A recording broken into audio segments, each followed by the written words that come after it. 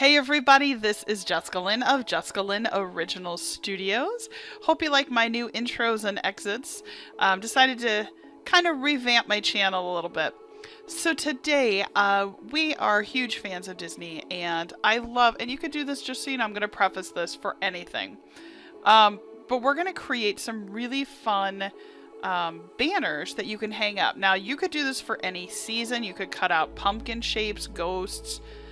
You could do Christmas, you could do holly leaves, you could, let's see, Easter, little Easter eggs, bunnies, whatever.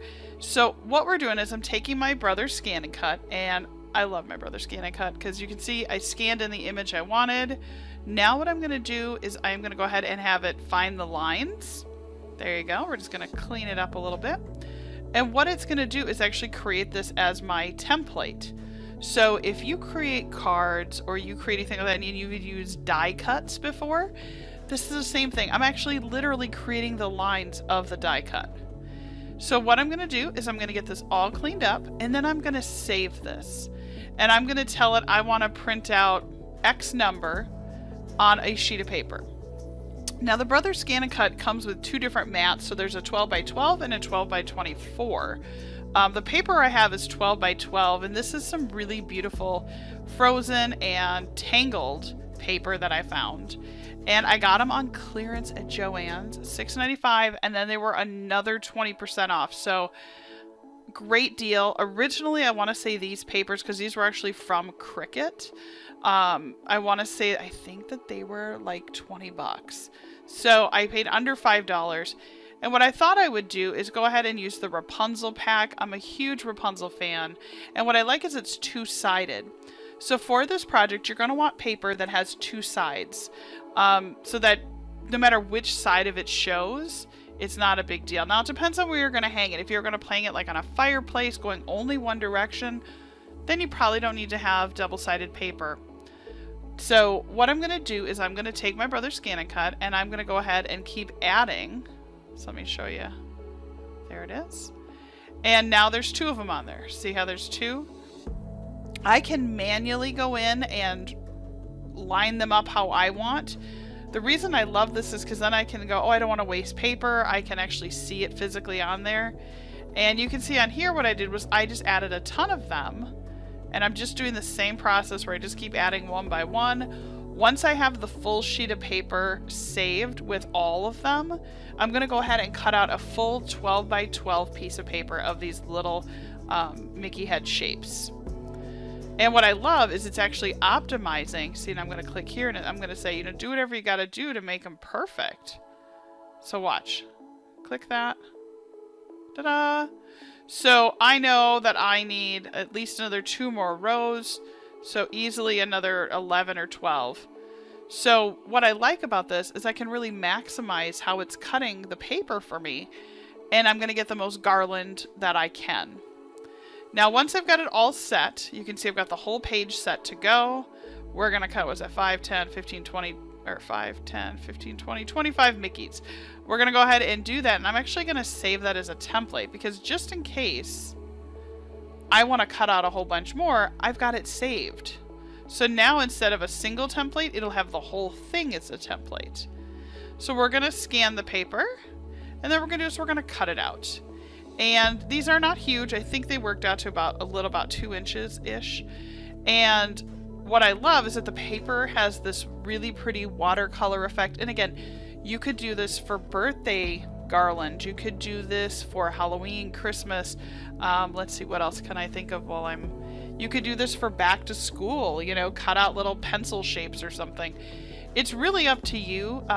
What I liked about it is that this project is really fast and easy, and it is so nice to see them hanging. So I can't wait until you see the end of this.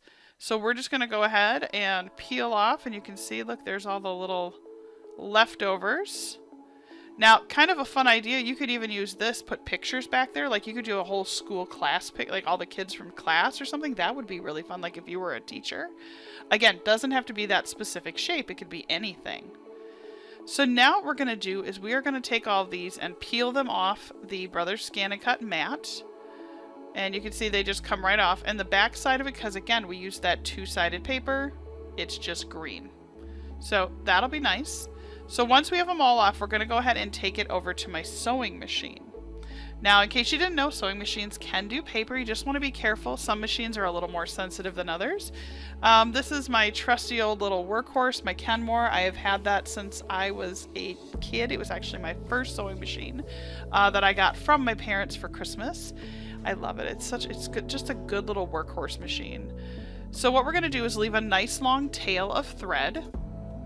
And then what I'm going to do, now watch, I'm going to just stitch right through the middle. And then I'm going to stop, pick up the presser foot, go ahead and leave, you know, maybe a couple of inches in between. And then we're going to sew another one. And then we're going to leave a couple of inches. And we're going to sew another one. And you're going to just keep doing this process until the garland is as long as you want it to be. Super easy, really fast. And again, my goal is really to inspire you to go, oh, you know, I could do this with, you know, Halloween pumpkins. I mean, how cool would that be to have a whole string of these Halloween pumpkins that you could hang up on your wall? Or skeleton heads, or question mark, question mark, question mark, right? Only truly limited by your creativity. So I hope that this is something that you can see that is super easy to do. The one trick I will tell you is you just want to be careful that your threads don't start to Christmas light on you, you know, where they all get embedded and tangled on each other. No pun intended, since I'm using Rapunzel paper. Just kidding. But you can see what we did is once we had it done, we took it and we hung it up on our wall. And then we actually used ours as a, yay, we're going on a trip. And we decorated in the hallway. So this is kind of like everywhere we go, like all the rooms, all the living room, everything is connected to this room.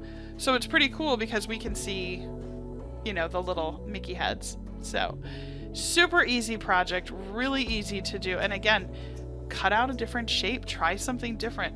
Ooh, that didn't help with the light, but I was trying to help it so you could see it a little bit. What was nice is by putting it on the actual thread, they did sway a little bit and moved as people walked through the hallways.